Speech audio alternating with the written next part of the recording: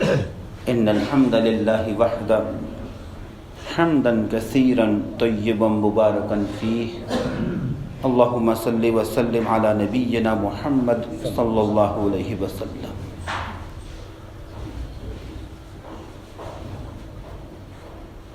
آج ہم نے لباس کے حوالے سے اسلامی تعلیمات کی روشنی میں مختصر سی گفتگو کرنی ہے۔ میرے بھائیوں، بزرگوں، دوستوں، اللہ تبارک و تعالیٰ نے کوئی بھی چیز بے مقصد پیدا نہیں کی، اور اللہ کی تمام مخلوقات میں سے انسان ہی وہ واحد مخلوق ہے کہ جس کو اللہ تبارک و تعالیٰ نے لباس جیسی نعمت کو نوازا۔ اب اس کے بھی مرد اور عورتوں کے لباس کے حوالے سے 6 اصول بیان کیے گئے ہیں۔ پہلا اصول وہ مرد اور عورت کے لیے مختلف ہے، باقی 5 اصول جو ہیں وہ پابند ہیں مرد اور عورت کے لباس کو ان اصولوں کے تحت جو ہے وہ زیب تن کریں گے۔ پہلے تو اللہ تبارک و تعالیٰ نے اس کا مقصد سورہ اعراف ہے، غالباً اس میں بیان کیا کہ ہم نے نازل کیا آپ کے لیے یہ لباس جس سے تم اپنے جسم کو، اپنی ستر کو ڈھانپتے بھی ہو، وریشا، اور یہ تمہارے لیے خوبصورتی اور زینت کا بھی باعث بنتی ہے۔ تم اس سے پہن کر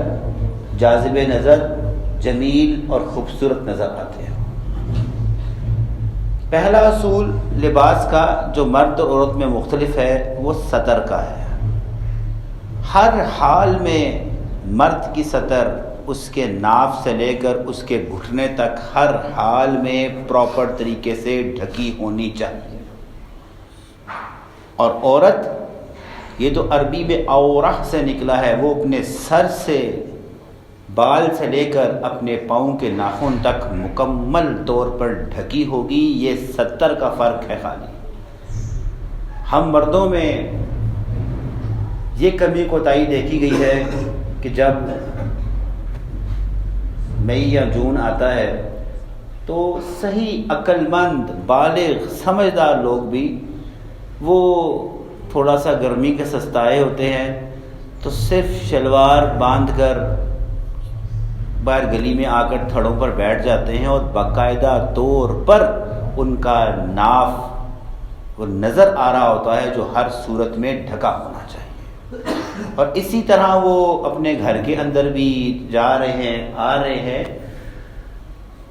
واللہ اس طریقے سے میں اپنے گھر میں کسی کو بھی پرمٹ نہیں کروں گا کہ کوئی اس طریقے سے میرے گھر میں آئے۔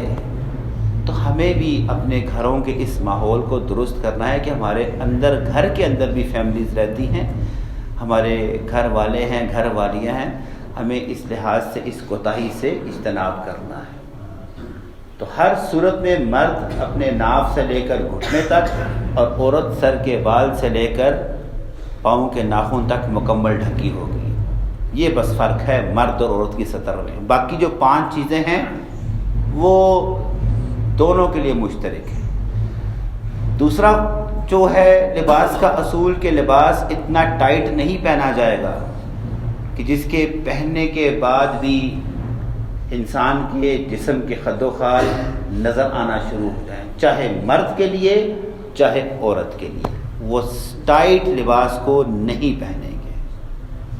تیسرا اصول ہے کہ لباس اتنا باریک نہیں پہنا جائے گا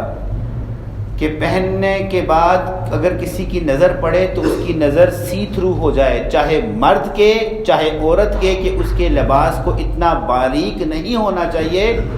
کہ پہننے کے باوجود اس کے جسم جو ہے وہ نظر آنا شروع ہو جائے۔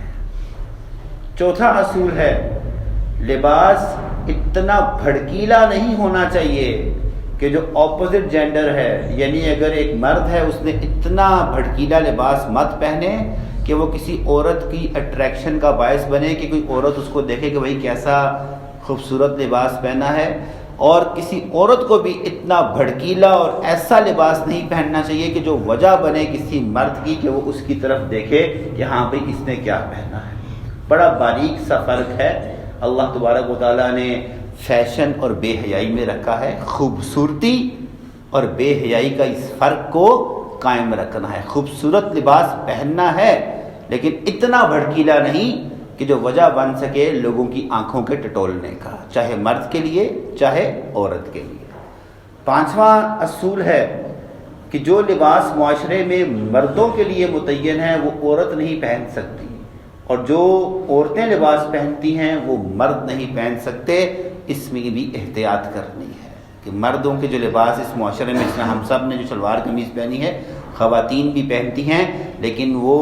سلانے میں اور سٹرکچر کے لحاظ سے اتنے ڈیفرنٹ ہوتے ہیں کہ 10 سال کا بچہ بھی فوراً دیکھ کر بتا سکتا ہے بھئی یہ کپڑا جو ہے اس سے تو مرد کے کپڑے بن سکتے ہیں اور اس سے عورت کے۔ یہ آپس میں انٹرچینج نہیں کہ جو عورتوں کے رنگ اور جو عورتوں کے لباس متعین ہیں وہ مرد پہن رہے ہوں اور جو مردوں کے ہیں وہ عورتیں پہن رہی ہوں۔ ایسا بھی جو ہے وہ لباس کے اصولوں کے منافی ہے۔ اور آخری صفت جو ہے کہ وہ لباس کہ جو کسی مذہب کی علامت ہے، یعنی ایسا لباس کہ جس کے اوپر عیسائیت کی طرح کی کوئی صلیب بنی ہو، ٹھیک ہے، یا ہندوؤں کے طرح اس پہ کوئی ترشول بنا ہو، یا ایسی پگڑی کہ جس طرح سکھ حضرات باندھتے ہیں، یا ایسی چادر کھیس والی جو یہودی پہنتے ہیں، چادر ہم بھی رکھتے ہیں، ان کی ایک اسپیشل چادر ہوتی ہے جو وہ سر سے بس پہنتے ہیں اور اس کے اوپر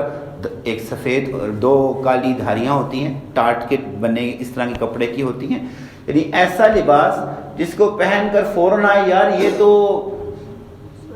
ہندو پہنتے ہیں، ٹھیک ہے، یا یہ لباس تو بھئی سکھ پہنتے ہیں، آپ نے پگڑی ایسے پہننی ہے۔ ایسے لباس جو کسی بھی مذہب کی نمائندگی کرتے ہوں، ایسا لباس مسلمانوں کو حرام کیا ہے کہ وہ نہیں پہنیں گے۔ یہ 6 اصول ہیں میرے بھائیوں بزرگوں دوستوں۔ آخری بات کہتے ہیں، جب ہم ایسا لباس پہن کر عبادت کرتے ہیں نا تو یہ عبادت کی توہین شمار ہوتی ہے۔ کئی دفعہ دیکھا گیا کہ ایسی ٹائٹ جینز پہنی ہوتی ہے، ایسی ٹائٹ شرٹ پہنی ہوتی ہے کہ جب رکوع میں یا سجدے میں جاتے ہیں تو وہ پینٹ اور شرٹ کے درمیان گیپ کھل جاتا ہے، انسان کا جسم پورا ننگا ہونا شروع ہو جاتا ہے۔ ایسا کرنے سے عبادت کی توہین شمار ہوتی ہے، جو اللہ تعالیٰ کے ہاں عذاب کے لحاظ سے زیادہ سنگین ہے۔ اور ہم لوگ جب اٹھتے ہیں صبح،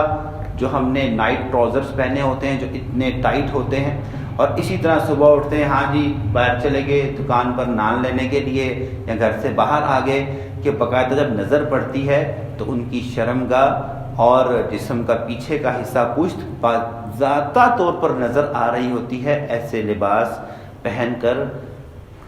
سویا تو جا سکتا ہے لیکن گھر سے نکلا نہیں جا سکتا۔ تو یہ تمام چیزیں ہیں، یہ احتیاطیں ہیں جو اللہ تبارک و تعالیٰ نے مجھے اور آپ کو سکھائی ہیں۔ ان احتیاطوں پر رہتے ہوئے ہم نے اپنی زندگی گزارنی ہے۔ دعا ہے جو سنا رب تعالیٰ ہمیں سمجھنے اور پھر اس کے مطابق عمل کرنے کی توفیق عطا فرمائے۔